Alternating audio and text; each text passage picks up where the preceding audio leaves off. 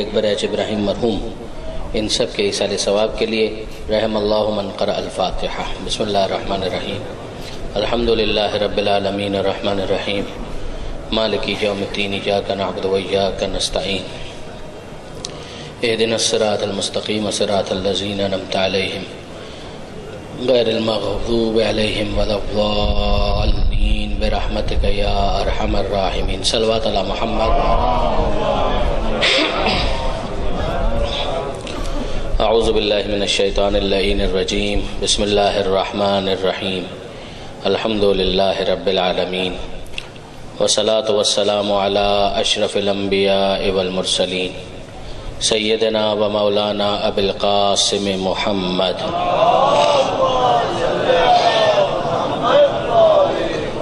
واہل بیتہ الطیبین الطاہرین المعصومین المظلومین المنتجبین المنتخبین المیامین لا سیما علی الامام المنتظر والحجۃ الثانی عشر واللعنۃ الدائمۃ الباقیۃ علی اعدائہم اجمعین من یوم ظلمہم الی قیام یوم الدین۔ اللہم انا نرغب الیک فی دولۃ کریمہ تعز بها الاسلام و اہلہ وتذل بها النفاق و اہلہ وتجعلنا فيها من الدعاة إلى طاعتك والقادة إلى سبيلك وترزقنا بها كرامة الدنيا والآخرة۔ رب اشرح لي صدري ويسر لي أمري واحلل عقدة من لساني يفقهوا قولي واجعلني خالصا لوجهك الكريم يا الله۔ صلوات على محمد۔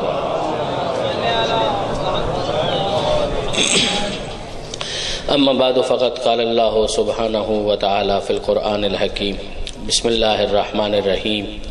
لا تحسبن الذین قتلوا فی سبیل اللہ امواتا بل احیاء عند ربہم یرزقون وقال ان اللہ اشتری من المؤمنین انفسهم واموالهم بان لهم الجنہ یقاتلون فی سبیل اللہ فیقتلون ویقتلون وعدا علیہ حقا فی التوراۃ والانجیل والقرآن۔ صلوات علی محمد و آل محمد۔ برادران عزیز و خاران محترم، فلسفہ شہادت ارشاد پروردگار ہے کہ وہ لوگ جو اللہ کی راہ میں قتل کیے گئے، گمان بھی نہ کرنا تمہارے ذہن میں، دل و دماغ میں کہیں یہ خیال نہ آنے پائے کہ وہ مر گئے اور مردہ ہیں۔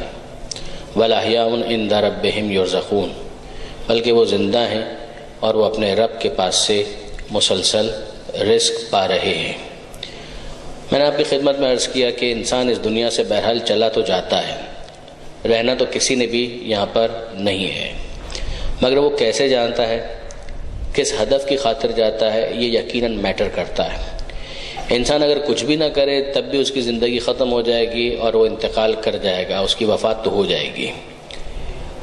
ایک وہ جانے کا انداز ہے کہ جو بالکل طبعی موت والا معاملہ ہے، جس کے لیے کل میں نے گزارش کی تھی کہ گراف پہ اگر آپ اس کو پلاٹ کرنا چاہیں تو یہ وہیں پر زیرو ہی کے اوپر اس کو پلاٹ کیا جائے گا کہ نہ اس کی مذمت ہو سکتی ہے کہ کیوں مر گئے، اور نہ اس کے اوپر کوئی داد و تحسین دی جا سکتی ہے کہ بہت بڑا کارنامہ کیا کہ مر گئے۔ موت کا وقت تھا، آ گئی اور وہ انسان چلا گیا۔ دوسری طرف ہم دیکھتے ہیں کہ ایک وہ شخص ہے کہ جو اپنے سے پستر مقاصد کی خاطر اپنی جان قربان کرتا ہے، دولت کی خاطر، کسی منصب کی خاطر۔ کبھی ہم سنتے ہیں کہ عشق میں ناکامی نے کسی نے اپنے آپ کو ہلاک کر لیا، اور کبھی ہم سنتے ہیں کہ ویسے ہی کسی اور بات سے دل برداشتہ ہو کر کوئی خودکشی کی منزل تک چلا جاتا ہے۔ یہ ساری وہ چیزیں ہیں کہ جن کو اگر ہم گراف میں پلاٹ کریں گے تو نیچے کی طرف اسے پلاٹ کرنا پڑے گا کہ انسان جہاں تھا اس سے اس نے بہت پست مقصد کو آپٹ کیا، چوز کیا، اور اس کے لیے اس نے اپنے آپ کو قربان کر دیا۔ ظاہر ہے کہ یہ قربانی پسندیدہ نہیں ہے، یہ قربانی اپنے سے پستر مقصد کی خاطر ہے، لہٰذا اس کو ہلاکت کہا جائے گا۔ اور اگر انسان اپنے سے بالاتر کے لیے اپنے آپ کو قربان کر دے تو پھر وہ ہلاکت نہیں ہوگی، وہ خالی ایک انتقال بھی نہیں ہوگا بلکہ اس کو شہادت سے تعبیر کیا جائے گا۔ یہ وہ چیز ہے کہ جس کو قرآن کہتا ہے کہ لا تحسبن الذین قتلوا فی سبیل اللہ امواتا۔ اب ظاہر ہے کہ جب یہاں پر ہم پہنچ گئے کہ اپنے سے بالاتر کے لیے انسان اپنے آپ کو قربان کرے، تو پھر انسان کو خود کو بھی سمجھنا ہوگا اور اپنے سے بالاتر جو ہے اس کو بھی سمجھنا ہوگا۔ اس پورے سلسلہ مجالس کے اندر میں 2-3 دفعہ اس حدیث قدسی کو پیش کر چکا آپ کے سامنے، کہ جس میں پروردگار عالم یہ ارشاد فرماتا ہے کہ خلقت الاشیاء لاجلک وخلقتک لاجلی، کہ میں نے دنیا میں کائنات میں جتنی چیزیں ہیں ان سب کو پیدا کیا تیرے لیے اور تجھ کو پیدا کیا اپنے لیے۔ یعنی کائنات کا مرکزی کردار، کائنات کا محور، کائنات کا مرکز اگر کوئی ہے تو وہ انسان ہے۔ اب ظاہر ہے کہ انسان اس پوٹینشل کی وجہ سے مرکز قرار پاتا ہے، جس کے اوپر سیر حاصل بحث کرنے کی کوشش کر رہے ہیں ڈیفنس کی امام برگہ یثرب میں، کہ وہاں پر مقصد حیات انسانی پر ہماری گفتگو ہو رہی ہے۔ انسانوں کے اندر ہمیں یزید بھی نظر آتا ہے، انسان نما ہی صحیح مگر وہ ہے انسان۔ اگر آپ اس کو شناختی کارڈ ایشو کرنا چاہیں تو سیدھی سی بات ہے کہ انسانوں والا ہی آپ اس کو شناختی کارڈ ایشو کریں گے۔ ہمیں امیر شام بھی نظر آتا ہے، بظاہر تو وہ بھی انسان ہے۔ ہمیں یہ بھی نظر آتا ہے کہ فرعون نامی ایک شخص گزرا ہے، کیا آپ اس کو انسان کی کیٹیگری میں نہیں ڈالیں گے؟ ہے تو وہ بھی انسان۔ نمرود بھی انسان ہے، حامان بھی انسان ہے، قارون بھی انسان ہے۔ یہ سب وہ افراد ہیں کہ جو انسانیت کے نام پر بدنما داغ ہیں۔ یہ وہ افراد ہیں کہ جنہوں نے انسانیت کے شرف کو داغدار کیا ہے۔ یہ وہ افراد ہیں کہ جن کو کبھی بھی انسانیت کے ماتھے کا جھومر نہیں کہا جا سکتا، انہیں تاج نہیں کہا جا سکتا۔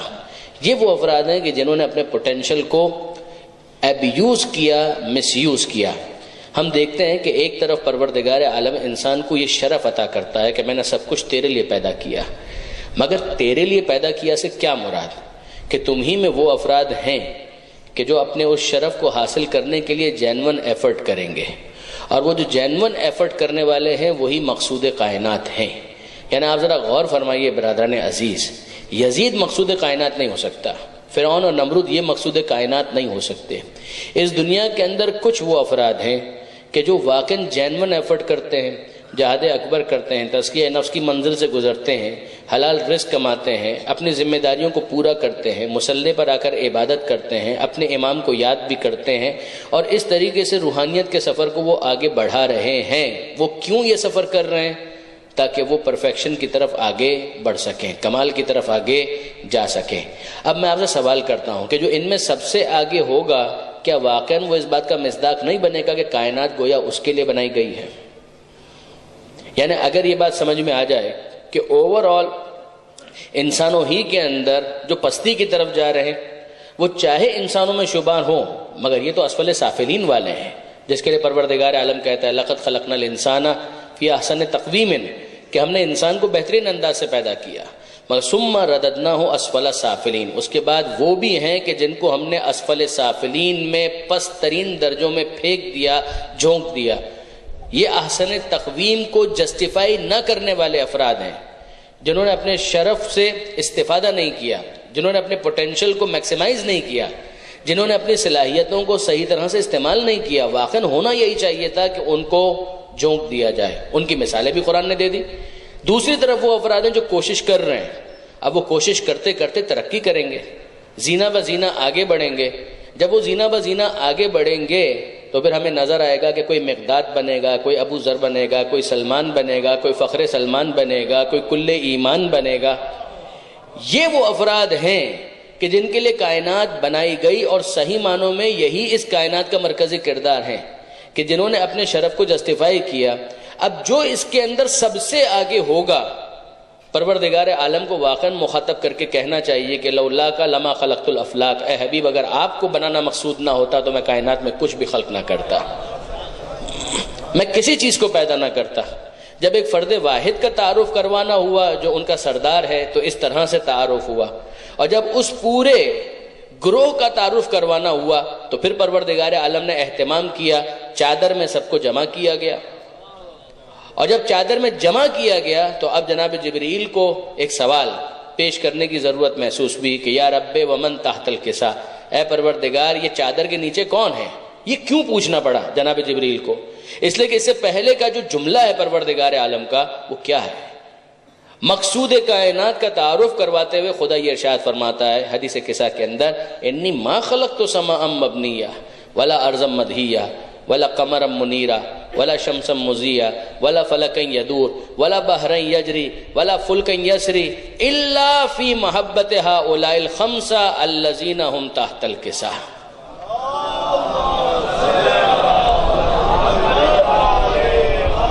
یا ملائکتی و یا سکان سماواتی، اے میرے ملائکہ، اے ساکنان عرش، ذرا سنو میری بات کہ میں کیا کہہ رہا ہوں. انی ما خلقت سماء مبنیہ، یہ تم جو آسمان کا چھت دیکھ رہے ہو، میں نے اس کو کیوں پیدا کیا؟ نہ میں اس کو پیدا کرتا، ولا ارضا مدحیہ، نہ میں زمین کا فرش بناتا، ولا قمرا منیرا، نہ میں چاند کو چاندنی دیتا، ولا شمسا مضیہ، نہ میں سورج کو روشنی دیتا. میں اس میں سے کچھ بھی پیدا نہ کرتا، نہ سمندر بناتا، نہ اس کو طغیانی عطا کرتا، نہ روانی اس کو ملتی، نہ کشتیاں وہاں پر چل رہی ہوتی. یہ سب کا سب جو تم چلتے ہوئے اور بنتے ہوئے اور اپنی منزل کی طرف بڑھتے ہوئے دیکھ رہے ہو، یہ سب میں نے بنایا ہے ان 5 کی محبت میں جو اس وقت چادر کے نیچے موجود ہیں. اب جناب جبریل سوال کرتے ہیں کہ یا رب ومن تحت الکسا، اے پروردگار یہ ہیں کون جو چادر کے نیچے موجود ہیں؟ جبریل واقف ہیں، کیسے واقف نہ ہوں گے؟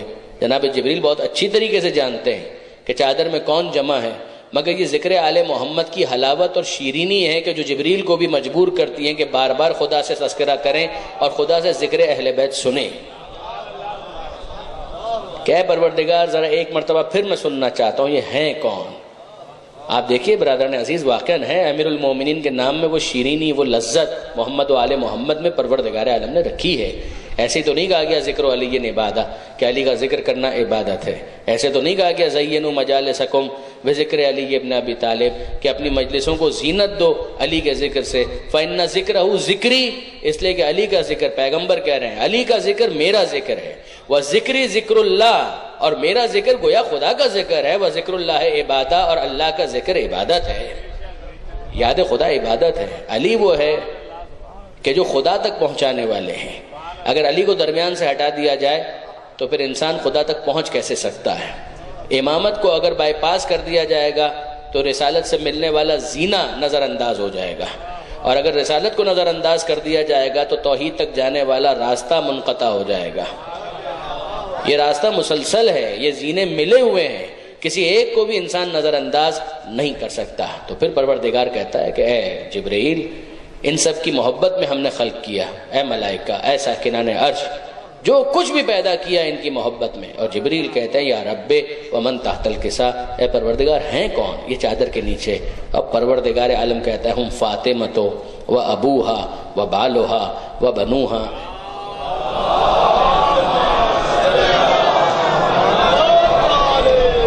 یہ زہرا ہیں، یہ زہرا ہیں، یہ زہرا کے بابا ہیں، یہ زہرا کے شوہر ہیں، اور زہرا کے دونوں بیٹے حسن اور حسین ہیں.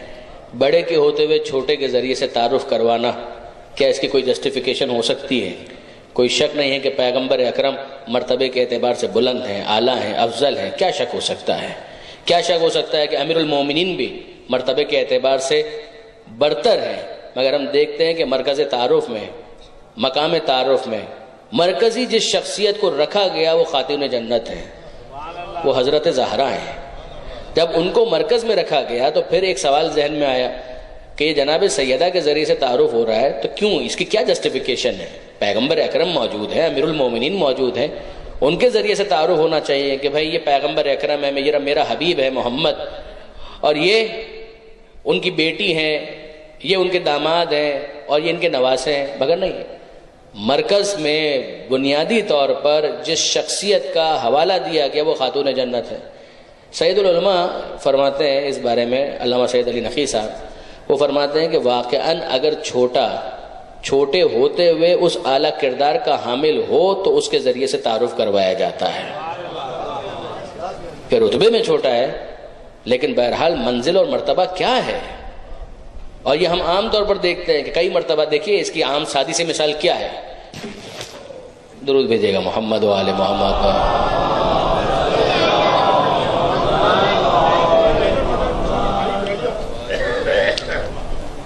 عرض یہ کر رہا تھا کہ جناب سیدہ کے ذریعے سے جو تعارف ہے اس کو سمجھانے کے لیے اگر ہم عام اپنی روزمرہ کی مثالیں تلاش کریں تو اس میں وہ مثال ہمیں نظر آتی ہے کہ جہاں پر ایک استاد 25 طالب علموں کی کلاس لے رہا ہو اور وہ 25 طالب علم اگر کچھ کر کے دکھا دیں اور ان میں سے ایک ہے جو ٹاپ کرے تو اس کا تذکرہ ہر جگہ ہوگا. کوئی شک نہیں ہے کہ استاد کا مرتبہ شاگرد سے بالاتر ہے، مگر ہر جگہ جب تعارف کروایا جائے گا تو یہ کروایا جائے گا کہ یہ وہ شاگرد ہیں کہ جن کو اس استاد نے تعلیم دی ہے. شاگرد مرتبے میں کم ہے مگر اس نے کارنامہ ایسا کیا ہے کہ جس کے ذریعے سے پھر اس کا تعارف کروایا جا رہا ہے جو اس کا استاد ہے، جو مرتبے میں زیادہ ہے. تو خاتون جنت کا کیا مرتبہ ہوگا کہ ان کے ذریعے سے تعارف کروایا جا رہا ہے پیغمبر اکرم کا بھی، مولا کائنات کا بھی. درود بھیجیے محمد و آل محمد.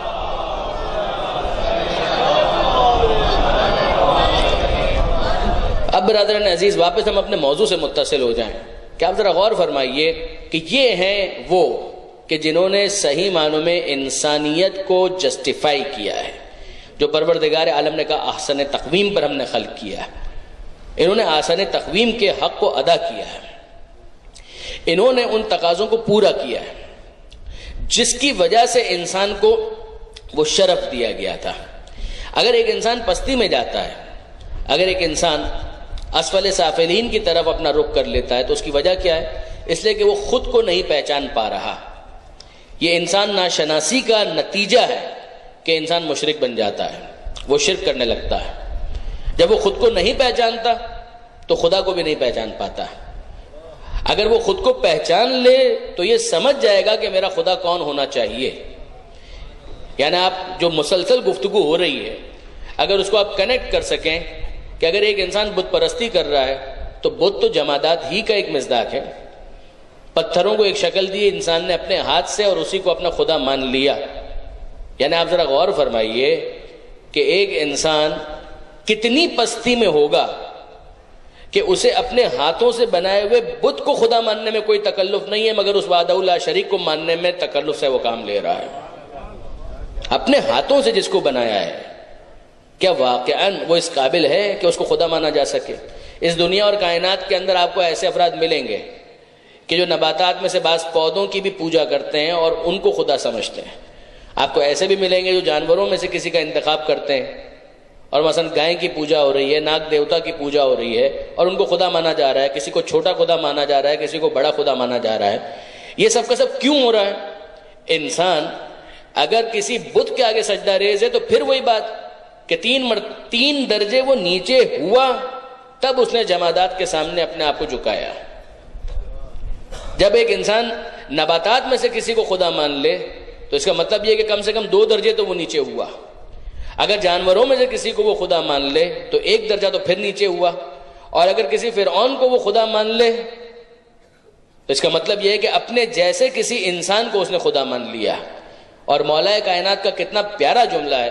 امیر المومنین فرماتے ہیں نہج البلاغہ کے اندر لا تکن عبد غیرک فقط جعلک اللہ حرا. خبردار اپنے جیسے کسی بندے کا بندہ مت بننا اس لیے کہ اللہ نے تجھے آزاد پیدا کیا ہے. اللہ نے تجھے اس لیے پیدا نہیں کیا کہ تو اپنے جیسے کسی بندے کو خدا مان لے. وہ اور تو بندگی میں مساوی ہیں. اسے بھی خدا کا بندہ بننا چاہیے، تجھے بھی خدا کا بندہ بننا چاہیے. اب وہی بات کہ اگر ایک انسان چلیے خدا نہ بھی مانے مگر حرکتیں ویسی ہی ہو جائیں کہ جہاں پر وہ سمجھ لے کہ بس جو کچھ ہے یہی ہے تو اس کا نتیجہ کیا ہوگا؟ اس کا نتیجہ یہ ہوگا کہ وہ اپنی خودداری کے اوپر، سیلف اسٹیم کے اوپر کمپرومائز کرے گا. اگر اللہ پر توکل ہوتا اور آل محمد سے توسل ہوتا تو وہ اپنی خودداری پر کبھی کمپرومائز نہ کرتا. کیوں اس نے کمپرومائز کیا؟ پروردگار عالم نے اسے یہ سمجھایا کہ تم اپنی کوشش سے اپنے رزق کو حاصل کرنے کے لیے ادھر ادھر جاؤ، پروردگار عالم رزاق ہے وہ تمہیں رزق دے گا. لیکن اگر وہ یہ سمجھ لے کہ رازق صحیح معنوں میں تو میرا باس ہے تو اب اگر صحیح کام ہو غلط کام ہو وہ کرے گا. اگر اس کا باس یہ کہے کہ شراب بناؤ وہ بنائے گا، وہ کہے شراب بیچو وہ بیچے گا. پھر حلال اور حرام کی تمیز ختم ہو جائے گی. یہ بھی وہ منزل ہے کہ جہاں پر اگرچہ اس نے اس کو خدا نہیں مانا مگر خدا نہ مانتے ہوئے جو واقعی خدا ہے اس کی معصیت کر رہا ہے. کیوں کر رہا ہے؟ اس کو راضی کرنے کے لیے. اس کو راضی کرنے کے لیے وہ خدا کو ناراض کر رہا ہے. آپ انصافاً مجھے بتائیے، چاہے یہ اعلانیہ مشرک ڈکلیئر نہ کیا جائے مگر کیا اس نے شرک نہیں کیا؟ جہاں ہم دیکھتے ہیں قرآن مجید میں اس کو شرک خفی کہتے ہیں، شرک جلی نہیں کہ جس کی وجہ سے مثلا ہم یہ کہیں یہ مشرک ہو گیا، اس کے اوپر نجاست کے احکام آ گئے، یہ صف مسلمان سے باہر ہو گیا، یہ صف مومنین سے باہر ہو گیا، اسے مومنین کے قبرستان، نہیں، یہ نہیں ہوگا، مگر یہ شرک خفی تو ہے۔ پروردگار عالم نے تو یہاں تک سمجھایا، افرأیت من اتخذ الہہ ہوا، اے حبیب آپ نے اس کو دیکھا کہ جس نے اپنی خواہش کو اپنا خدا بنا لیا۔ کیا خواہش کو بھی انسان اپنا خدا بناتا ہے؟ بالکل بناتا ہے، کیوں نہیں بناتا؟ اگر خواہش مرضی پروردگار پر مقدم ہو جائے تو ہوگا یہ کہ انسان بڑے مزے سے سوتا رہے گا، الارم بجتا رہے گا، نہ وہ اٹھے گا، نہ وضو کرے گا، نہ مصلی پر آئے گا۔ نیند بندے کی خواہش تھی، مصلی پر آنا تقاضۂ عبودیت تھا، اس نے معبود کی طرف سے دیے گئے پیغام حی علی الصلاۃ کو نظر انداز کر کے اپنی نیند کو مقدم کیا۔ یہ اپنی خواہش کو خدا کے اوپر مقدم نہیں کرنا ہے تو اس کو اور کیا نام دیا جا سکتا ہے؟ اس کو اور کیا کہا جائے گا؟ اگر ایک انسان ماہ رمضان کی بھوک اور پیاس کو برداشت نہیں کرتا، نارمل انسان، بیمار کی ہم بات نہیں کر رہے، نارمل انسان ہے، لیکن اگر وہ یہ کام کرتا ہے کہ وہ بھوکا رہنا، میں بھوک کیسے برداشت کروں، پیاس کیسے برداشت کروں، خدا نے حکم دیا ہے تو دیا کرے، اس کا مطلب یہ ہے کہ وہ اپنی خواہش کو مقدم کر رہا ہے، چاہے وہ واقعاً خدا نہ بھی مان رہا ہو، مگر پریکٹیکلی اس کا انداز بتا رہا ہے کہ یہ اپنی خواہش کو خدا کے ساتھ گویا شریک قرار دے رہا ہے۔ پھر یاد دلا رہا ہوں، اس کو شرک خفی کہتے ہیں، جلی نہیں کہتے۔ ہم یہ کہیں کہ یہ مشرک ہو گیا، نہیں، ایسا نہیں ہے، مشرک کے احکام اس کے اوپر بار نہیں ہوں گے۔ جب ایک انسان اپنے مرتبے اور مقام سے واقف ہو جائے تو پھر وہ سمجھ جاتا ہے کہ میرا خدا کون ہونا چاہیے۔ اگر یہاں تک ہم پہنچ گئے تو اب اس کے بعد اس حدیث کو سمجھنا شاید ہمارے لیے آسان ہو جائے۔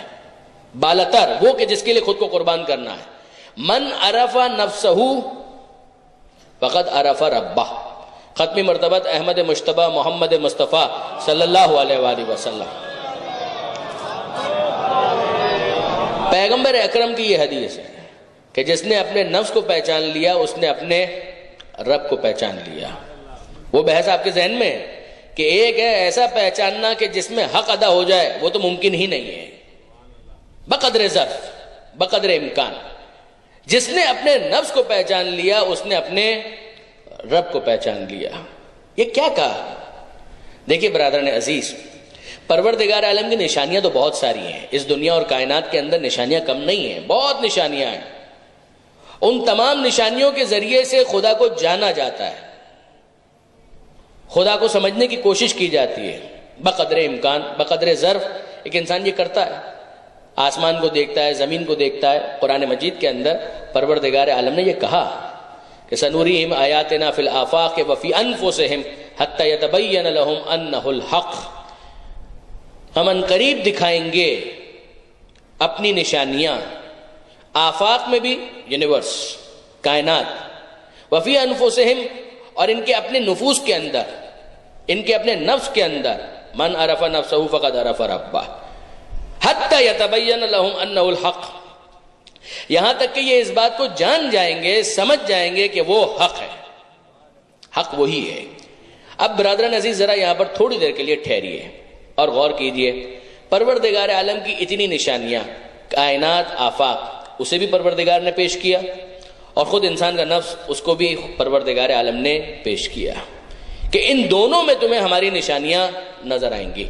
اب ذرا دیکھیے، فکر ہر کس بقدر ہمت اوست، ہر ایک کی فکر اپنی ہمت کے مطابق ہے، جو جہاں تک جا سکے، جو جہاں تک سوچ سکے، جو جہاں تک سفر کر سکے۔ ذرا غور فرمائیے اس بات کے اوپر، ایک ہے مخلوق کے ذریعے خالق تک پہنچنا، چاند کو دیکھا، سورج کو دیکھا، ستاروں کو دیکھا اور خدا تک پہنچ گئے کہ بھئی یہ ساری مخلوقات ہیں تو بنانے والا کوئی نہ کوئی تو ہوگا، تو وہ ہمارا خالق ہے۔ یہ ساری مصنوعات ہیں، ان کو دیکھا تو کوئی نہ کوئی صانع تو ہے جس نے بنایا ہے، تو وہ خدا تک پہنچ گیا۔ یہ ایک منزل ہے کہ جہاں پر مخلوق کے ذریعے سے خالق تک پہنچا جاتا ہے۔ کیا یہ آئیڈیل کنڈیشن ہے؟ میں یہ نہیں کہہ رہا کہ پروردگار عالم نے اس روٹ کو لینے سے منع کیا ہے، پروردگار عالم نے دعوت دی ہے، پہلی کلاس میں جو ہوگا اس کو پہلی کلاس ہی کا سبق پڑھایا جائے گا، مگر میٹرک والے کا معیار اور پہلی کلاس والے کے معیار میں فرق ہونا چاہیے۔ یعنی میں عرض یہ کرنا چاہ رہا ہوں کہ جو ایمان کے پہلے درجے پر ہے اس کا معیار اور ہونا چاہیے، جو 8ویں درجے پر ہے اس کا معیار اور ہونا چاہیے، جو ایمان کے 10ویں درجے پر ہے اس کا معیار اور ہونا چاہیے، اور جو کل ایمان ہے اس کا معیار اور ہونا چاہیے۔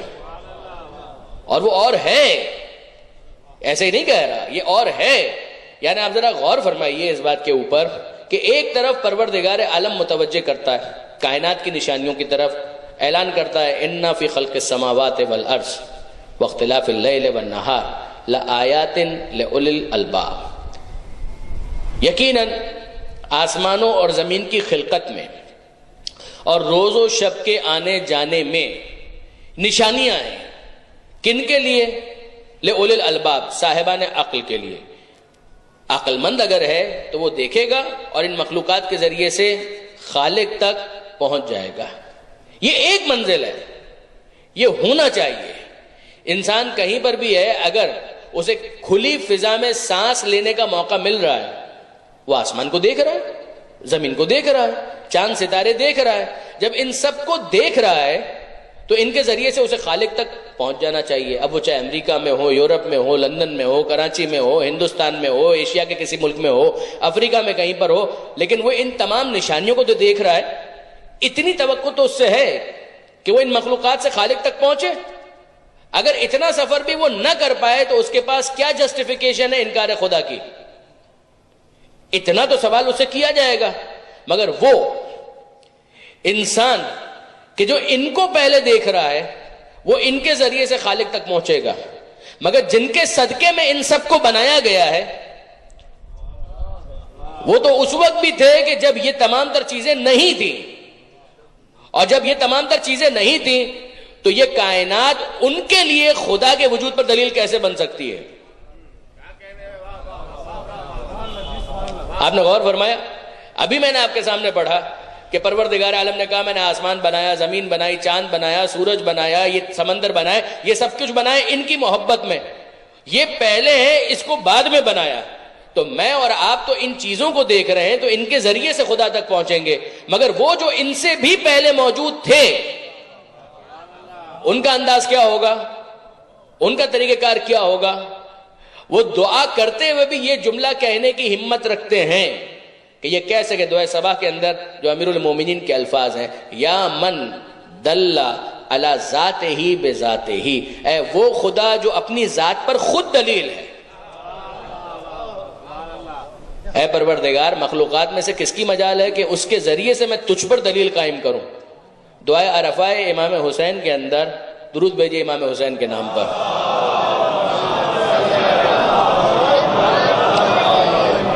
یہ واقعاً کس لیول کے اوپر امام حسین لے جانا چاہتے ہیں، ذرا دیکھیے۔ امام کے الفاظ یہ دعائے عرفہ جو پڑھی جاتی ہے 9 ذی الحجہ کو، حجاج بھی پڑھتے ہیں اور یہاں پر بھی مومنین جہاں جہاں ہوتے ہیں اعمال عرفہ کرتے ہیں، اس کے اندر دعائے عرفہ امام حسین میں پروردگار عالم کو مخاطب کر کے کیا کہا گیا؟ متا غبتا، مالک تو غائب کب تھا؟ دلیل تو تجھ پر میں اس وقت قائم کروں کہ جب تو غائب ہو۔ حسین کہتے ہیں اندھی ہیں وہ آنکھیں جو تجھ کو نہ دیکھ سکے، اندھی ہیں وہ آنکھیں جو تجھ کو نہ دیکھ سکے۔ کیا واقعا ان آنکھوں سے یہ آنکھیں مراد ہیں؟ تو امیر المومنین سے بھی کسی نے سوال کیا تھا، حل رأیت ربک، کہ اے امیر المومنین کہ آپ نے اپنے پروردگار کو دیکھا ہے؟ اور امیر المومنین نے کہا کہ کیسے اس کی عبادت کروں جس کو دیکھا نہ ہو؟ تو وہ ایسا غیب الغیوب کہ جو نگاہوں کے رینج میں نہ آ سکے، امیر المومنین نے خود مسکرا کر اس کی کنفیوژن کو دور کیا تھا کہ ان جسمانی آنکھوں سے تو اس کو نہیں دیکھا جاتا، مگر قلبی آنکھیں اگر طاقتور ہوں تو پھر اس کے جلوے کو مشاہدہ کیا جا سکتا ہے۔ درود بھیجئے محمد و آل محمد پر۔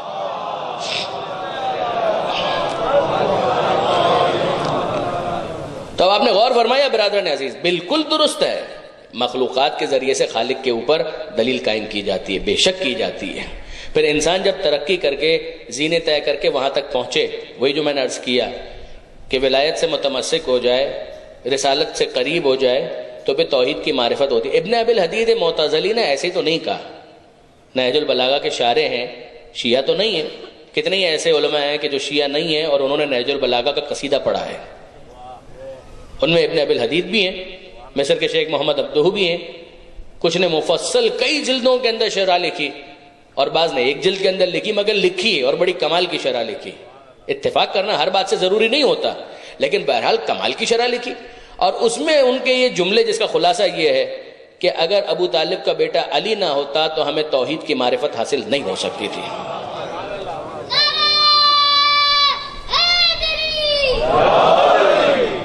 تو آپ نے غور فرمایا برادران عزیز کہ معاملہ فکر ہر کس بقدر ہمت اوست، ہر ایک اپنے ظرف کے اعتبار سے معرفت کے زینے طے کر کے آگے بڑھ سکتا ہے۔ بس اتنا طے ہے کہ جتنا بھی آگے بڑھ جائے، جہاں وہ پہنچے گا مزید بڑھنے کی گنجائش باقی رہے گی، اس لیے کہ خدا لامحدود ہے، اس کی معرفت بھی لامحدود ہے، اس کا کوئی نقطہ آخر نہیں ہے، کوئی اختتامی نقطہ قابل تصور نہیں ہے۔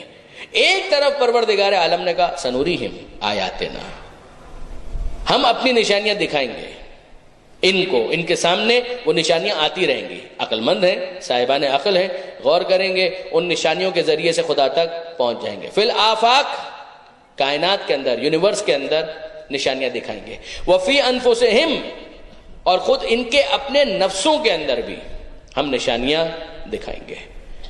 یہ جو دو نشانیوں کا معاملہ آ گیا کہ کچھ آفاق میں اور خود اپنے نفس کے اندر بھی نشانیاں ہیں، کوئی فرق ہے ان دو کے درمیان؟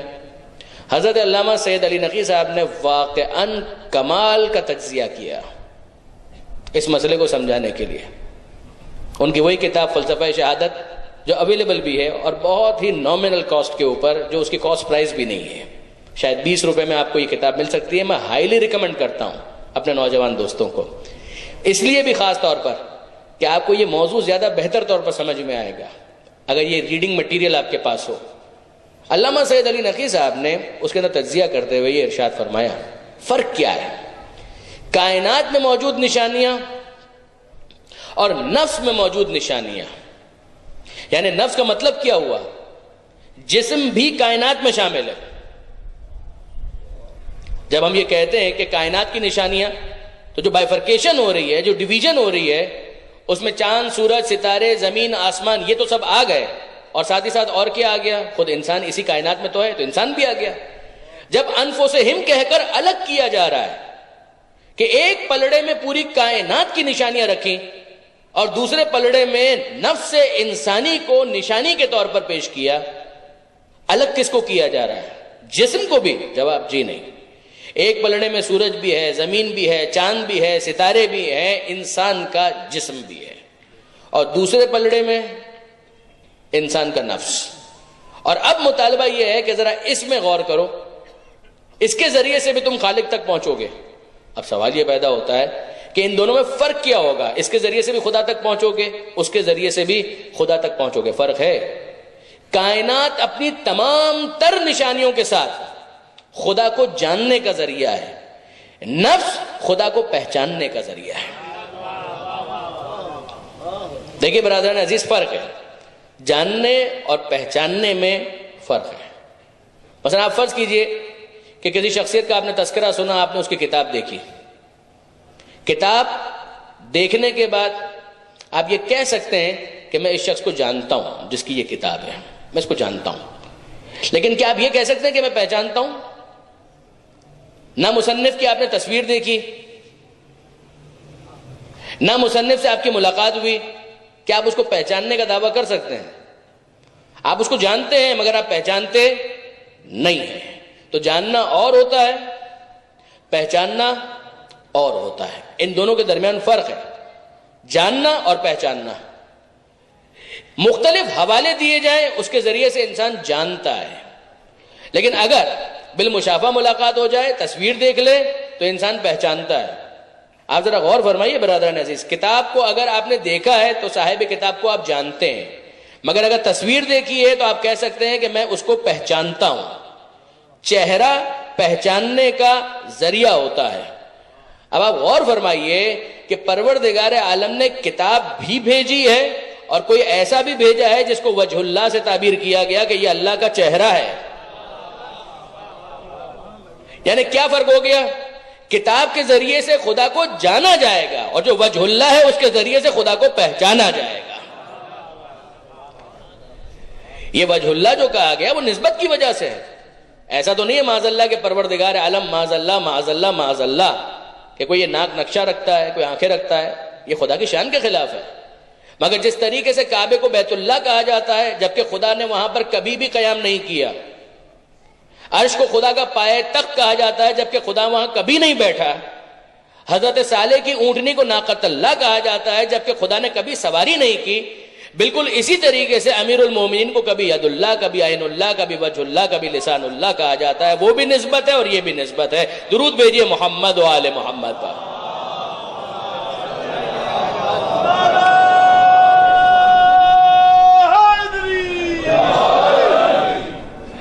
یعنی ابھی میں عرض کرتا ہوں مزید اس کے بارے میں کچھ باتیں ہیں، لیکن ذرا سا رکیے اور دیکھیے یہ نفس کا جو معاملہ ہے یہ بھی پہچاننے کا ذریعہ ہے. جیسے چہرے کا معاملہ ہے، اگر کوئی شخص چادر اوڑھ کر لیٹا ہوا ہو اور سر تا پا چادر نے اس کو کور کیا ہوا ہو، آپ پہچان نہیں سکتے. اگر پیر چادر سے باہر ہوں آپ پہچان سکیں گے؟ نہیں پہچان پائیں گے. اگر ہاتھ چادر سے باہر ہوں آپ نہیں پہچان سکیں گے. لیکن اگر چہرہ چادر سے باہر ہے آپ پہچان لیں گے. چہرہ پہچان کا ذریعہ ہے. چہرے کے ذریعے سے پہچان ہوتی ہے، تعارف ہوتا ہے. ایک بات، نفس کے ذریعے سے بھی پہچان ہوتی ہے، نفس کے ذریعے سے بھی تعارف ہوتا ہے. فقط جانا نہیں جاتا، پہچانا جاتا ہے. پروردگار عالم کی دو صفات، خدا لا مکان ہے، خدا حاضر اور ناظر ہے. جب ہم کہتے ہیں خدا لا مکان ہے، اس کا مطلب یہ ہے کہ خدا کسی مکان میں مقید نہیں ہو سکتا. درست ہے. لیکن ہم یہ بھی پڑھتے ہیں ہوا معکم اینما کنتم، قرآن کی آیت ہے، تم جہاں کہیں بھی ہو خدا تمہارے ساتھ ہے. لا مکان ہے اور پھر وہ ہمارے ساتھ ہے. اقرب الیہ من حبل الورید، شہرگ جہاں سے زیادہ قریب ہے. تو شہرگ جہاں سے زیادہ قریب ہے تو مکان تو ہو گیا. جب مکان ہو گیا تو کیا اس کا کوئی مکان ہے؟ کہا نہیں، وہ لا مکان ہے. کسی مکان میں اس کو مقید نہیں کیا جا سکتا. من عرف نفسہ فقد عرف ربہ، اگر کوئی اپنے نفس کو پہچان لے تو اپنے رب کو پہچان لے گا. کیا مطلب؟ ہمارے وجود کے اندر ہماری روح، ہمارا نفس ہے یا نہیں ہے؟ ہے. کس جگہ پر ہے؟ کس جگہ پر ہے؟ یعنی آپ انصافاً مجھے بتائیے، خدا نہ کرے کسی کا ہاتھ کٹ جائے تو ہم یہ کہہ سکتے ہیں کہ نفس کا ایک حصہ کٹ گیا، چلا گیا وہاں پہ؟ کہ نہیں صاحب، نفس کٹ کے تو کہیں نہیں کہ ہاتھ کٹا ہے، نفس نہیں کٹا. اگر نفس اندر موجود تھا تو کیوں نہیں کٹا؟ کہ اندر موجود ہے. کہ تقسیم ہے، تھوڑا ادھر تھوڑا ادھر، تھوڑا پیر میں تھوڑا سر میں. کہ نہیں، تقسیم بھی نہیں ہے. کوئی جگہ مقرر کرو، کہ جگہ بھی مقرر نہیں کر سکتے. ہر جگہ موجود ہے مگر نہیں کہہ سکتے کہ یہاں پر ہے یا یہاں پر ہے، یہاں پر ہے یا یہاں پر ہے. محدود دائرے میں عالم امکان میں یہ لامکان کا نقشہ ہے جو پروردگار عالم نے کھینچ دیا. اگر وجود انسانی میں نفس کے ہونے کے باوجود لامکان ہونا سمجھ میں آ جائے تو کائنات کے اندر خدا کا ہونا بھی سمجھ میں آ جائے گا، لامکان ہونا بھی سمجھ میں آ جائے گا. یہ ایک صفت ہے پروردگار عالم کی. اب دوسری صفت کہ خدا حاضر بھی ہے، ناظر بھی ہے. یعنی کچھ ہو جائے اس کے پاس علم ہے. علیم بذات الصدور، ارے تمہارے دلوں میں جو خیال آتا ہے وہ تو اس سے بھی واقف ہے. تمہارے خیالات بھی اس سے چھپے ہوئے، نیتوں کا حال بھی وہ جانتا ہے. اس سے کیا چھپا ہوا ہے؟ کچھ بھی اس سے چھپا ہوا نہیں ہے. وہ حاضر ہے اور ناظر ہے. اچھا برادران عزیز، یہ انسان کو پروردگار عالم نے بنایا. راہ چلتے ہوئے ٹھوکر لگی، جیسے ہی ٹھوکر لگی پتا چل گیا کہ پیر میں ٹھوکر لگی. سوئی چبھ گئی اور فوراً پتا چلا کہ سوئی چبھ گئی ہے. کتنی دیر لگتی ہے؟ آدھے گھنٹے بعد پتا چلتا ہے، 1 گھنٹے بعد پتا چلتا ہے، 2 گھنٹے بعد پتا چلتا ہے. اگر نارمل انسان ہے، ہاتھ میں چوٹ لگے تو نفس کو پتا چل جائے، پیر میں چوٹ لگے تو نفس کو پتا چل جائے، سر سے کچھ ٹکرا جائے تو نفس کو پتا چل جائے. یعنی آپ ذرا غور فرمائیے کہ اگر کوئی شخص خدا کے حاضر اور ناظر ہونے کے بارے میں معترض ہو تو اسے اپنے بارے میں سوال کرنا چاہیے کہ وہ خدا جس نے اس کے وجود کے اندر اس کے نفس کو حاضر اور ناظر بنا دیا، اگر کائنات میں وہ حاضر اور ناظر ہو تو اس میں حیرت کی کیا بات ہے؟ یہ عالم امکان کے اندر محدود دائرے میں ہے، کیا اس کی شان ہے وہ ہم کیا جانیں، لیکن آپ غور فرمائیے ایک محدود دائرے کے اندر پروردگار عالم نے ایسا رکھا کہ انسان اس نفس کے ذریعے سے سمجھ سکے۔ یہ جو پیغمبر اکرم نے فرمایا ہے یہ بہت ہی دقیق بات ہے جس کی بڑی ڈائمنشنز ہیں، اس کے اوپر علماء نے سیر حاصل گفتگو کی ہے اور مختلف جہتیں جو ہیں ان کو بیان کیا ہے کہ من عرف نفسہ فقد عرف ربہ، کہ اگر اس نے اپنے رب کو پہچاننا ہے تو اپنے نفس سے ہو کر گزرنا پڑے گا۔ جب وہ اپنے نفس کو پہچان لے گا تو اپنے رب کو بھی پہچان لے گا کہ جب اس نے ایسا نفس مجھے عطا کیا ہے تو وہ خود کیسا ہوگا۔ اب میں آپ سے سوال کرتا ہوں، بس دوسرے رخ سے آپ دیکھ لیجئے کہ جب اپنا نفس اپنے رب کی پہچان کا ذریعہ بن سکتا ہے تو وہ کہ جسے خدا نے اپنا نفس کہہ دیا ہو،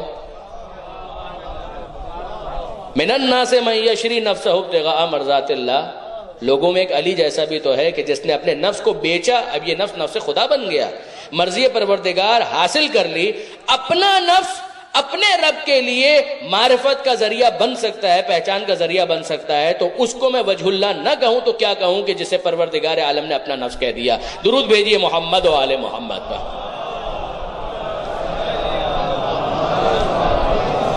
یہ وجہ اللہ کی ایک اور تعبیر آ گئی کہ جب وہ نفس ہی وہاں پر فروخت ہو چکا ہے تو پھر ان کا چہرہ خدا کی معرفت کا ایک بہت ہی اہم ذریعہ بنے گا۔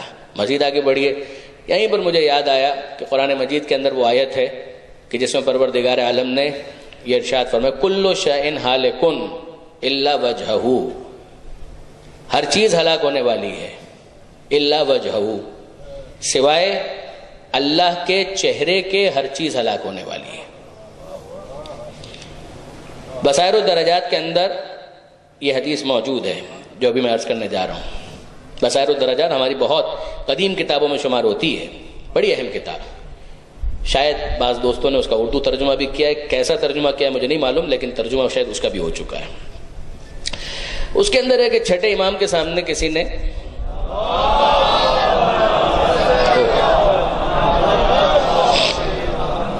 چھٹے امام سے کسی نے آ کر سوال کیا، چاہنے والوں میں سے کسی نے آ کر پوچھا کہ مولا یہ بتائیے کہ اس آیت کا مطلب کیا ہے؟ ہر چیز ہلاک ہو جائے گی، کل شیء ہالکن الا وجہہ، سوائے اللہ کے چہرے کے ہر چیز ہلاک ہو جائے گی، اس کا مطلب کیا ہے؟ چھٹے امام جواب دینے سے پہلے پوچھتے ہیں تم بتاؤ لوگ کیا کہتے ہیں؟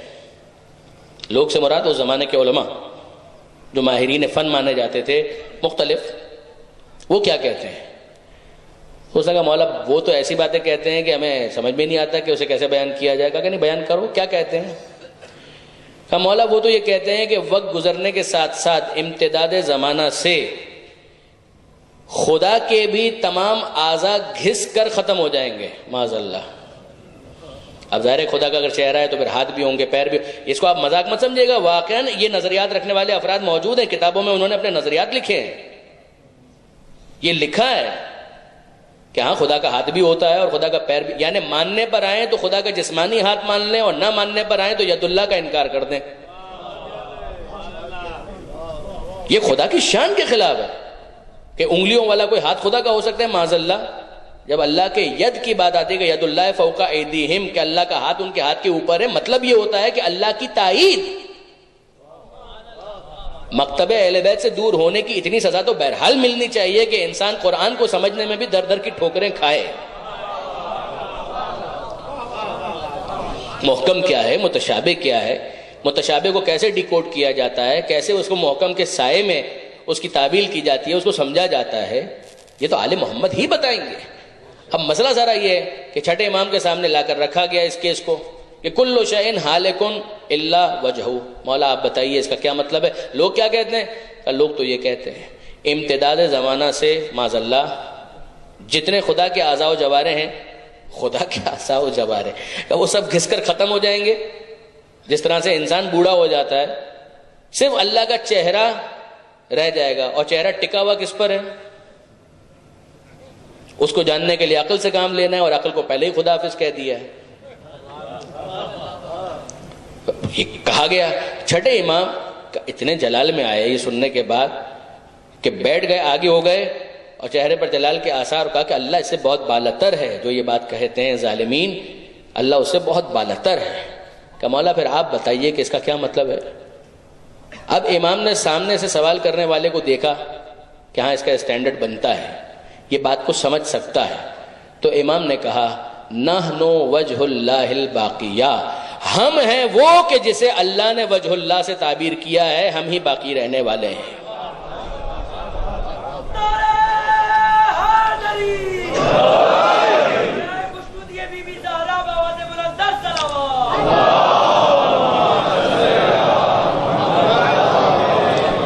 یہ اللہ کی عطا ہم پر ہے، یہ اللہ کا احسان ہم پر ہے، خدا نے ہمیں منتخب کیا ہے۔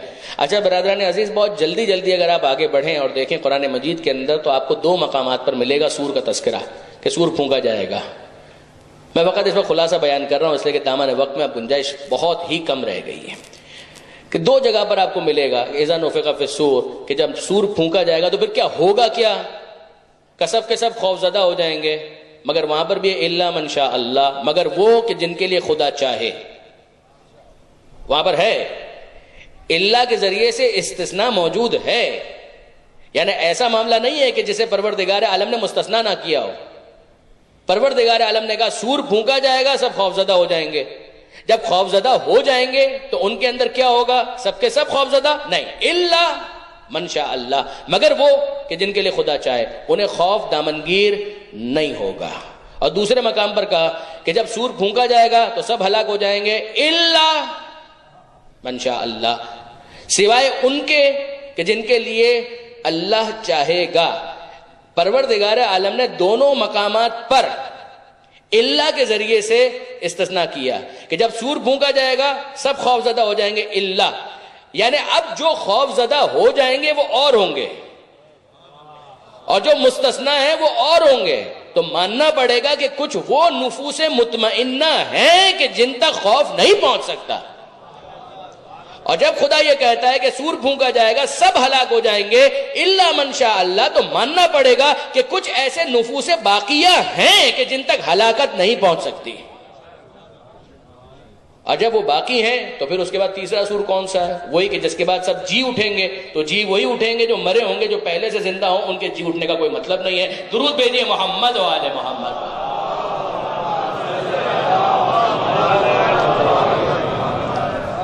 آپ نے غور فرمایا برادران عزیز؟ یعنی اب اس کو واپس لنک کر دیجیے اس آیت کے ساتھ۔ آیت نے کیا کہا تھا؟ گمان بھی نہ کرنا وہ جو اللہ کی راہ میں قتل کیے گئے ہیں وہ مردہ ہیں، وہ زندہ ہیں، بل احیاء عند ربہم یرزقون۔ اول تو یہ جتنے اس سلسلے کے افراد ہیں وہ سب کے سب شہید ہیں، ان کے باقی ہونے میں کیا شبہ ہو سکتا ہے؟ مگر چھوڑیے، اگر تلوار کے ذریعے سے یہ شہید نہ بھی ہوتے، فرض کیجئے کہ اگر زہر ان تک نہ بھی پہنچتا، اس کے باوجود جب پروردگار عالم ان کو وجہ اللہ کا مصداق قرار دے رہا ہے تو ان کے ہلاک ہونے کا کوئی امکان نہیں ہے۔ یہ زندہ ہے اور ہمیشہ زندہ رہیں گے، اور یہیں سے وہ مسئلہ بھی حل ہو جاتا ہے۔ علامہ کی تعبیر ہے مسئلہ حیات النبی، یعنی عجیب بات یہ ہے کہ پیغمبر اکرم کے بارے میں یہ بحث ہے کہ آیا اللہ کے رسول حیات ہیں یا حیات نہیں ہیں۔ کمال ہو گیا، کمال ہو گیا۔ یعنی شہداء کے بارے میں یہ بحث نہیں ہے، جو حیات النبی کے منکر بھی ہیں وہ شہداء کی حیات جاوید کے قائل ہیں کہ یہ ہمیشہ زندہ ہیں، اور پھر جب کہا جائے کہ پیغمبر اکرم بھی حیات ہیں تو وہ کہتے ہیں یہ شہداء کی شان کے خلاف ہے کہ پیغمبر اکرم کو حیات کہا جائے۔ شہداء کی شان کیا پیغمبر اکرم کے مقابلے پر آ سکتی ہے؟ شہداء کو حیات جاوید کا تحفہ کیوں ملا؟ نبی کی ہدایت پر عمل کر کے جب انہوں نے اپنی جان قربان کی تو انہیں حیات جاوید کی بھیک ملی، جس کی ہدایت پر عمل کر کے حیات جاوید کی بھیک ملتی ہے، کیا وہ خود حیات جاوید سے محروم ہو سکتا ہے؟ کیا ممکن ہے؟ اور پھر اگر آپ ان کتابوں کا مطالعہ کریں کہ جو حجاز کے سفر کرنے والوں کو عام طور پر توفیقاً دی جاتی ہے، بن باز کی کتابیں، محمد ابن عبد الوہاب کی کتابیں اور دیگر افراد کی کتابیں، جو ایک خاص طرز فکر ہے، تو وہاں پر ایک عجیب، اس کو تو میں لطیفہ ہی کہوں گا، ایک ہے، ذرا سنیے، چیک کر لیجئے گا، اردو ترجمہ بھی ڈسٹریبیوٹ ہوتا ہے، بہت فریکوینٹلی ڈسٹریبیوٹ ہوتا ہے، کہ بھئی پیغمبر اکرم کا کیس کیا ہے۔ حجاز سے ملنے والی کتابوں میں یہ آپ کو ملے گا۔ پیغمبر اکرم کا کیس یہ ہے کہ پیغمبر اکرم وفات پا چکے، انتقال ہو چکا، اب وہ حیات نہیں ہے، ٹھیک۔ پھر کیا ہوتا ہے کہ جب لوگ درود بھیجتے ہیں، اللہم صلی علی محمد و آل محمد کہتے ہیں، صلی اللہ علیہ وسلم کہتے ہیں، صلی اللہ علیہ وآلہ وسلم، جس طریقے سے بھی جب وہ درود بھیجتے ہیں تو پھر کیا ہوتا ہے؟ ہوتا یہ ہے، سلام کرتے ہیں، درود بھیجتے ہیں، ہوتا یہ ہے، یہ پوری ذمہ داری کے ساتھ کہہ رہا ہوں کہ لکھا ہوا ہے، چیک کر لیجئے گا، کہ ہوتا یہ ہے کہ پیغمبر اکرم کی روح تو موجود نہیں ہے ان کے جسم میں۔ ہوتا یہ ہے کہ جب کوئی درود بھیجتا ہے، کوئی سلام کرتا ہے، تو پروردگار عالم اتنی دیر کے لیے روح کو جسم میں پلٹا دیتا ہے، پھر پیغمبر اکرم جواب دیتے ہیں اور پھر روح نکال لی جاتی ہے۔ پھر کوئی آتا ہے اور سلام کرتا ہے تو پھر روح کو واپس داخل کر دیا جاتا ہے، پیغمبر اکرم جواب دے دیتے ہیں، پھر روح نکال لی جاتی ہے۔ تو یہ سلسلہ اسی طریقے سے آگے بڑھتا ہے۔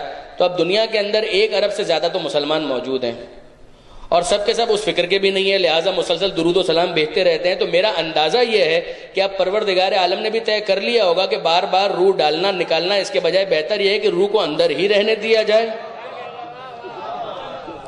تاکہ تحفہ درود پہنچتا بھی رہے اور جواب سلام بھی لوگوں تک جاتا رہے۔ درود بھیجیے محمد و آل محمد۔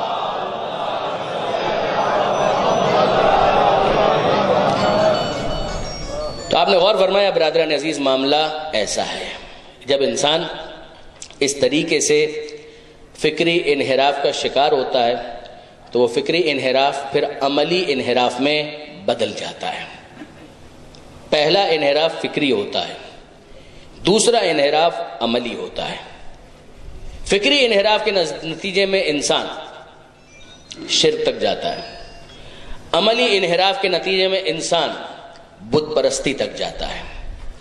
فکری انحراف کے نتیجے میں انسان توہین رسالت کرتا ہے، عملی انحراف کے نتیجے میں یادگار رسالت کو بلڈوز کرتا ہے۔ جنت البقیع سے کیا دشمنی ہو سکتی ہے؟ جنت المالا سے کیا دشمنی ہو سکتی ہے؟ جب فکری انحراف ہو، احترام سرکار ذہنوں میں موجود نہ ہو، تو پھر اس کے بعد یہی ہوتا ہے، پہلے فکری انحراف، پھر عملی انحراف۔ پھر عوام الناس کا ایک گروہ ہوتا ہے کہ جو مکھی پر مکھی مارتا چلا جاتا ہے، وہ بھیڑ چال ہوتی ہے، ان کو فکری انحراف کا بھی نہیں پتا، ان کو عملی انحراف کا بھی نہیں پتا، وہ گمراہ ہوتے ہیں۔ اور یہی فرق ہے مغضوب علیہم اور ولضالین میں، کہ کون وہ ہیں کہ جن کے اوپر پروردگار عالم کا غضب نازل ہوتا ہے، اور کون وہ ہیں کہ جو گمراہ ہوتے ہیں۔ گمراہوں میں بہت سے ایسے ہوتے ہیں جو سمجھ بھی نہیں رہے ہوتے، وہ صرف اور صرف بھیڑ چال کا شکار ہوتے ہیں۔ اور ٹھیک ہے، یہ کہہ رہا ہے تو ہم مان رہے ہیں، یہ دیکھے بغیر کہ یہ کہنے والا اس کے پاس کوئی عصمت کی سند موجود نہیں ہے۔ آپ ذرا اندازہ کریں کہ اتنے سال گزرنے کے بعد جنہوں نے یادگار رسول کے ساتھ یہ سلوک کیا ہو، اس کی یادگار کے ساتھ یہ سلوک کیا ہو، یہ سلسلہ تو وہیں سے جڑا ہوا ہے۔ انہوں نے شہزادہ قاسم کے ساتھ کیا کیا ہوگا، شہزادہ علی اصغر کے ساتھ کیا ہوگا، شہزادہ اکبر کے ساتھ کیا کیا ہوگا۔ آج ہمیں اسی ننھے شہزادے کا ذکر کرنا ہے، شہزادہ علی اصغر کا۔ امام مظلوم کی حقانیت اور سچائی کا سب سے بڑا ثبوت، یعنی اکبر کے بارے میں کوئی کہہ سکتا ہے کہ بہرحال تلوار لے کر تو میدان میں گئے تھے نا، قاسم کے بارے میں کوئی کہہ سکتا ہے کہ تلوار لے کر تو میدان میں گئے تھے، اور محمد کے بارے میں بھی یہ کہا جا سکتا ہے کہ ہاتھوں میں بہرحال تلوار تو تھی۔ مجھے کوئی بتائے کہ علی اصغر کے ہاتھ میں کون سی تلوار تھی؟ مظلومیت کی ایسی تصویر کہ جسے کوئی رد نہیں کر سکتا، جس کا کوئی انکار نہیں کر سکتا۔ مولانا غلام عسکری صاحب، ان کی مجالس جو چھپی ہوئی اویلیبل ہیں، 10 مجلسیں، اس کے اندر مولانا غلام عسکری صاحب نے یہ الفاظ کہے کہ جب قافلہ مدینہ منورہ سے رخصت ہو رہا تھا، اس موقع پر جناب فاطمہ صغریٰ نے اب تک شہزادہ علی اصغر کو اپنی گود میں نہیں لیا تھا۔ 2 ہفتے پہلے علی اصغر کی ولادت ہوئی، فاطمہ صغریٰ بیمار تھی، اور ظاہر ہے کہ بیمار بچوں سے نو مولود کو دور رکھا جاتا ہے کہ ایسا نہ ہو کہ نو مولود بیمار ہو جائے، وہ فوراً بیماری کیچ کر لے گا۔ تو جناب صغرا اب تک اصغر کو دیکھ نہیں پائی ہیں، اپنی گود میں نہیں لے پائی ہیں۔ مولانا عسکری فرماتے ہیں کہ جب یہ طے ہو گیا کہ سب جائیں گے اور فاطمہ صغرا نہیں جائیں گی، تو ہے تو وہ بھی بچی، چھوٹی سی معصوم سی بچی ہے، چند سال کی۔ جناب فاطمہ صغرا نے جناب رباب کے پاس آ کر ایک فریاد کی، اما رباب، اب تک میں نے اپنے بھائی علی اصغر کو اپنی گود میں نہیں لیا، کچھ دیر کے لیے اصغر کو میری گود میں دے دیجیے۔ جناب رباب کا دل بھر آیا، اصغر کو جناب صغرا کی گود میں دیا۔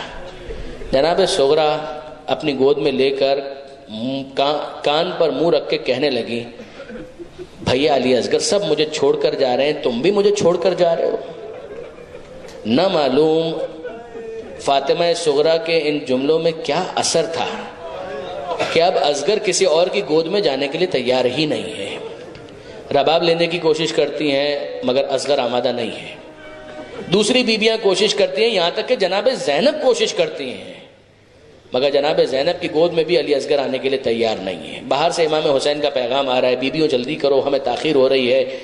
اور جناب زینب نے امام حسین سے کہا کہ بھیا ہم کیا کریں، مگر اصغر کسی کی گود میں آنے کے لیے تیار نہیں ہے، وہ صغرا ہی کی گود میں ہے۔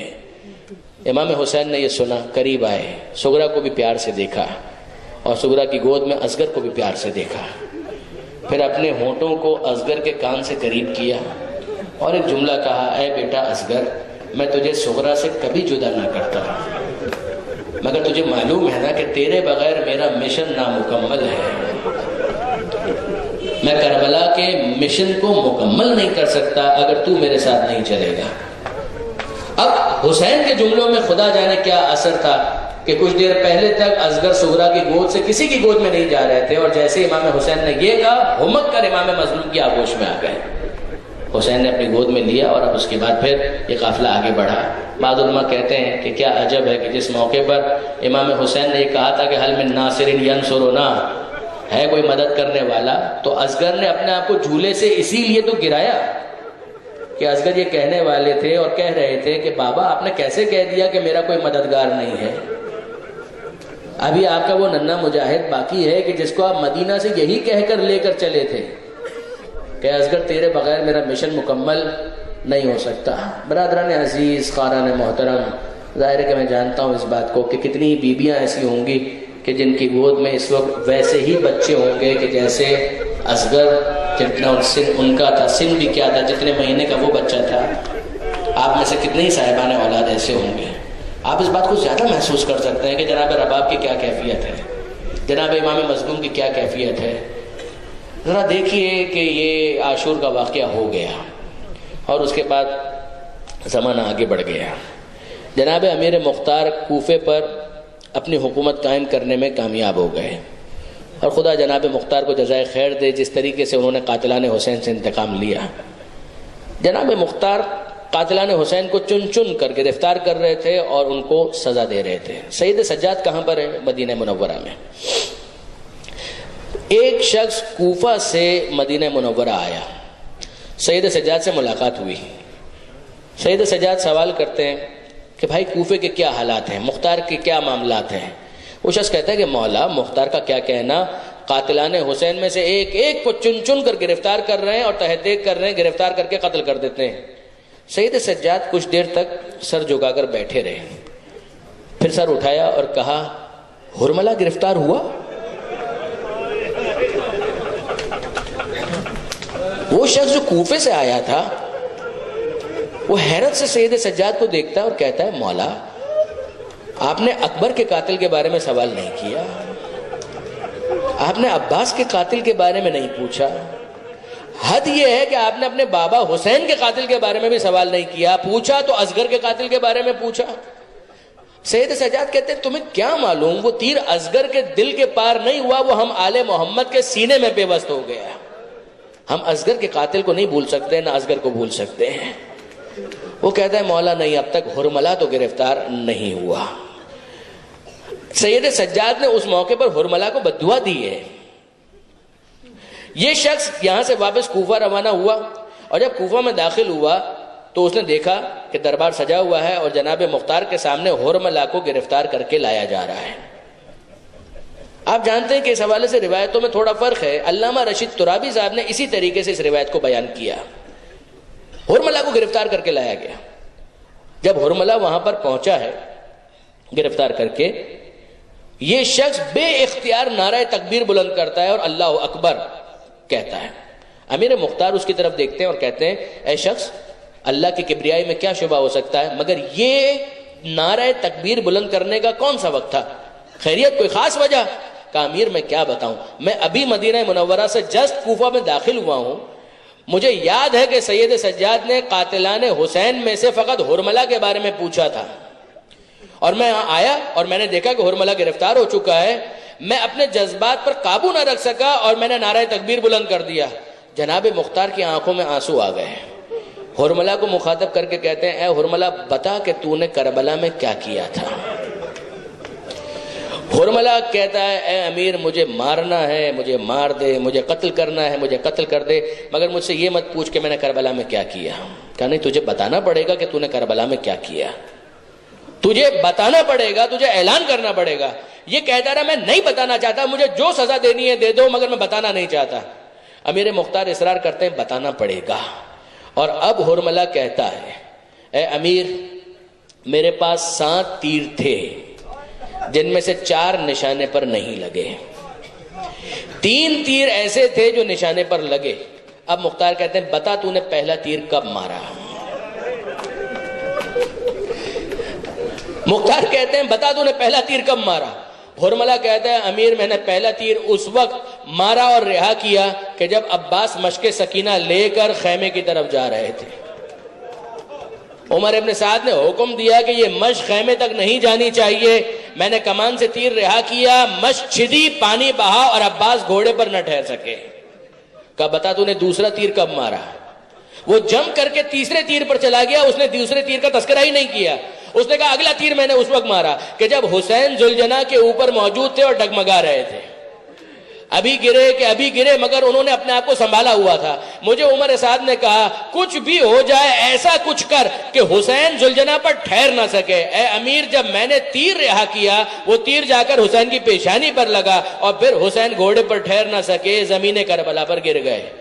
اور اب مختار کہتے ہیں بتا کہ تو نے تیسرا تیر کب مارا. وہ کہتا ہے امیر مجھے معاف کر دے, میں نہیں بتانا چاہتا. کہا نہیں تجھے بتانا پڑے گا تو نے تیسرا تیر کب مارا. کہ یہ وہ وقت تھا امیر کہ جب 6 ماہ کا بچہ حسین کے ہاتھ پر تھا اور حسین یہ فریاد کر رہے تھے کہ اے فوج اشقیا, ارے اس بچے کی ماں کا دودھ تک خشک ہو چکا ہے. اگر تمہاری نگاہوں کے اندر کوئی خطاوار ہے, خطاکار میں ہوں نا, اگر جرم ہے تو میرا ہے. اس بچے نے کیا جرم کیا ہے, آؤ اور آ کر اس کو پانی پلا دو. اور اگر تم سمجھتے ہو اس بچے کے بہانے میں پانی پی لوں گا, جلتی ریت پر حسین نے اصغر کو لٹا دیا. بچہ جلتی ریت پر تڑپتا رہا لیکن کسی نے پانی نہ دیا. اور پھر واپس گود میں لے کر حسین کہتے ہیں اے بیٹا علی اصغر تم بھی تو حجت خدا کے فرزند ہو, تم بتاؤ کہ تم کتنے پیاسے ہو. اور اب اس بچے نے اپنا رخ فوج اشقیاء کی طرف کیا, سوکھی ہوئی زبان سوکھے ہوئے ہونٹوں پر پھرانا شروع کی. اور ہرملہ کو حکم ہوا ایک کا کلام الحسین, وہ 3 بھال کا تیر کمان سے رہا ہوا. فتقلب الصبی علی یدی الامام, وہ بچہ باپ کے ہاتھ پر منقلب ہو گیا. حسین نے اصغر کے خون کو اپنے چلو میں جمع کیا, اپنے چہرے پر ملا اور کہا کہ میں اسی طرح اپنے نانا محمد مصطفیٰ کی بارگاہ میں جاؤں گا. پھر 7 مرتبہ آگے بڑھے, 7 مرتبہ پیچھے ہٹے. رضن بقضائک و تسلیما لامرک, انا للہ و انا الیہ راجعون کہتے چلتے. اور اس کے بعد جب خیمے کے قریب آئے, جناب رباب کے سامنے بچے کو لا کر رکھ دیا. جناب رباب کہتی ہے یا بنیا اب مثلوں کا یونہار, اے بیٹا کیا تیرے سن و سال کے, تیری عمر کے جانور بھی ذبح کیے جاتے ہیں؟ یہ کون شقی بدبخت سنگدل تھا کہ جس نے تجھے قتل کر دیا. بس عزیزوں آخری جملے سنیے. جب عاشور کو عصر عاشور حسین رخصت آخر کے لیے سید سجاد کے پاس آئے ہیں, اس موقع پر سید سجاد کو وصیتیں کی ہیں. ان وصیتوں میں آپ کو اور مجھے بھی یاد کیا اور سید سجاد کو مخاطب کر کے کہنے لگے اے بیٹا سید سجاد جب جانا اور پلٹنا تو یہ میرا پیغام پہنچا دینا. شیعتی مہما شربتم ماں ازبن فاذکرونی, اے میرے شیعوں, اے میرے چاہنے والوں, جب کبھی ٹھنڈا پانی پینا جب کبھی ٹھنڈا پانی پینا اپنے پیاسے امام کی پیاس کو یاد کر لینا. او سمیتم بے غریب او شہید فندبونی. اور اگر کبھی سنو کہ پردیس میں کوئی مسافر مارا گیا, اس پردیسی مسافر کا ماتم بعد میں کرنا, اپنے پردیسی امام کا ماتم پہلے کرنا. اب حسین کہتے ہیں کہ لیتکم فی یوم عاشورا جمیعا تنظرونی. اے میرے چاہنے والوں, کاش کہ تم عاشور کے دن ہوتے تو اپنی آنکھوں سے دیکھتے کہ کیف استسقی طفل فابو ہاں یرحمونی. میں کیسے اپنے 6 ماہ کے اصغر کے لیے پانی مانگ رہا تھا, پانی تو نہ آیا, تیر سے بچے کو شہید کر دیا گیا. ماتم حسین.